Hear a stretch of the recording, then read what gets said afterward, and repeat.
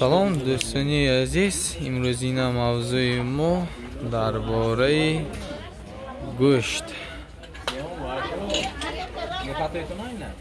آها یوتیوب می براده که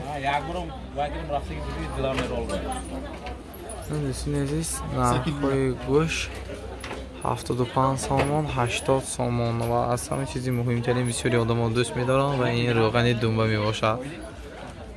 نرخش 80 سامان دوستان. امروز بازار بودم و کم شده، روزی بازار برای همین گوشت ها کم مانده. سعودو نیست، کدام گوشت کم مانده؟ سعودو نیست می؟ بیرینی خچو. نه من وی کردم الکی همقدر گوشت ها برف میفته.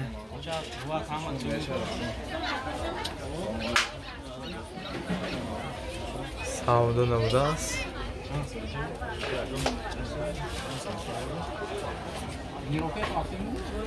دوستان این بود کمتر معلومات درباره گوشت.